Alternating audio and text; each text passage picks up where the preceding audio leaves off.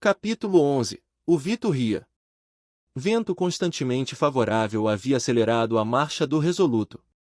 A passagem do canal de Moçambique foi particularmente calma, e vaticinava boa travessia aérea. Todos ansiavam pelo momento da chegada, quando teriam oportunidade de dar a última ademão aos preparativos do Dr. Ferguson. Avistou-se finalmente a cidade de Zanzibar, situada na ilha do mesmo nome. A 15 de abril, às 11 horas da manhã, o navio ancorava. A ilha de Zanzibar pertence ao chefe religioso de Mascate, aliado da França e da Inglaterra, e é, indubitavelmente, sua mais bela colônia. O porto abriga considerável número de navios provenientes de países vizinhos. Zanzibar só é separada da costa africana por um canal cuja maior largura é de 55 quilômetros. Possui importante comércio de borracha, marfim, ébano e é grande mercado de escravos. Concentram-se lá todas as pilhagens conquistadas nas batalhas em que os chefes do interior empenham-se incessantemente. O tráfego estende-se também a toda a costa oriental. À chegada do Resoluto, o cônsul inglês em Zanzibar foi a bordo e colocou seus préstimos à disposição do doutor. Para dizer a verdade, eu duvidava, confessou ele, estendendo a mão a Samuel Ferguson, mas agora não duvido mais do êxito da empresa. 66-67 ofereceu sua própria residência ao doutor, a Dick Kennedy, naturalmente, ao valoroso Joe. Para sua inquietação, Ferguson tomou conhecimento de várias cartas que receberá do capitão Speke. O capitão e seus companheiros haviam sido vítimas da fome e do mau tempo antes de chegarem à região de Ugogo.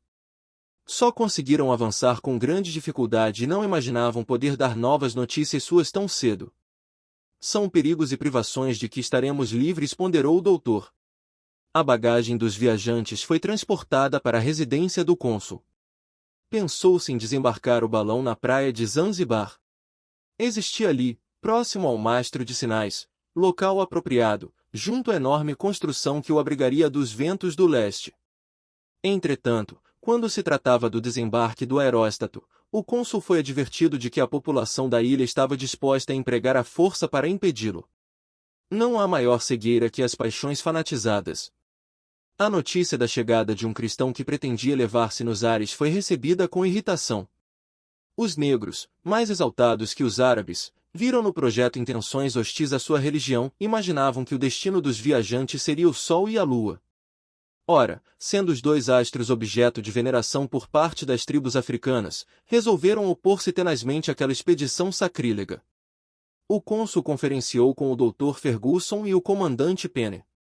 Este não desejava recuar ante as ameaças, mas seu amigo explicou as razões pelas quais não deveriam ser precipitados.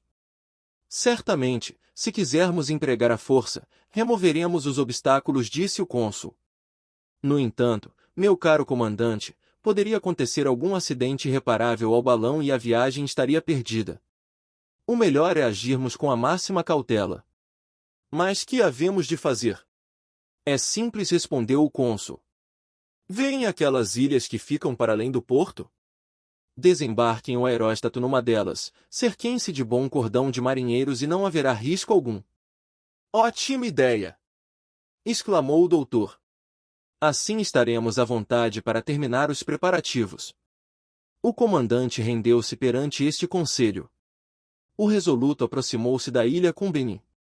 Durante a manhã de 16 de abril, o balão foi posto em segurança no meio de clareira cercada de grandes matas.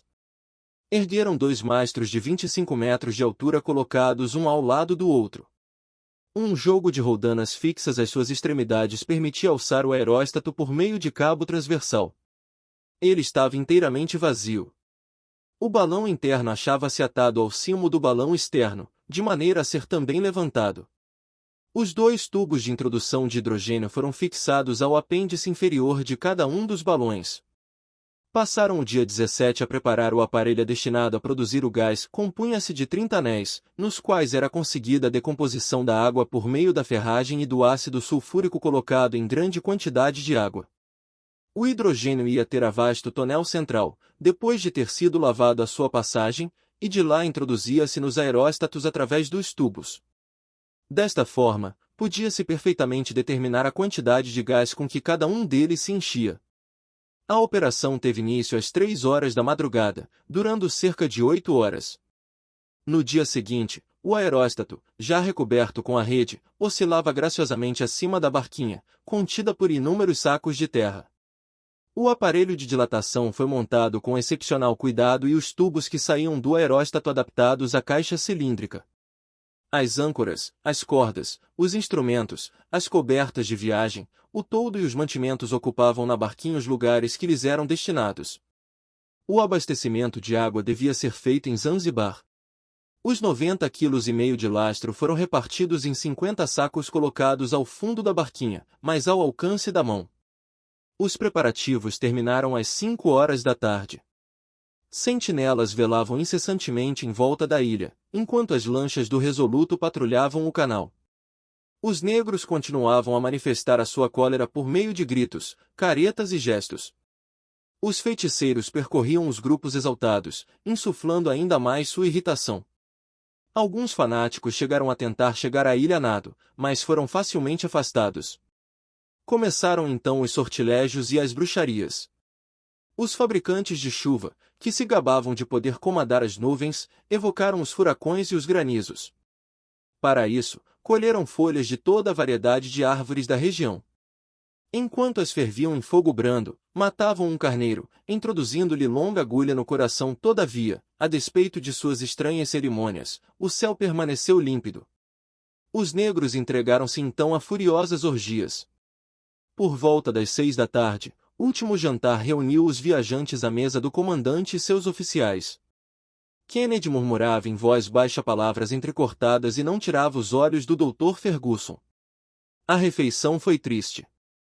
Com a aproximação do momento supremo, ninguém podia evitar as reflexões preocupadas que lhes perpassavam pela mente. Que destino estaria reservado àqueles arrojados viajantes? Regressariam algum dia ao convívio dos amigos, ao aconchego de seus lares? Se acaso malograsse aquele meio de transporte, que sorte poderiam esperar em meio de tribos ferozes, regiões inexploradas, ou desertos imensos?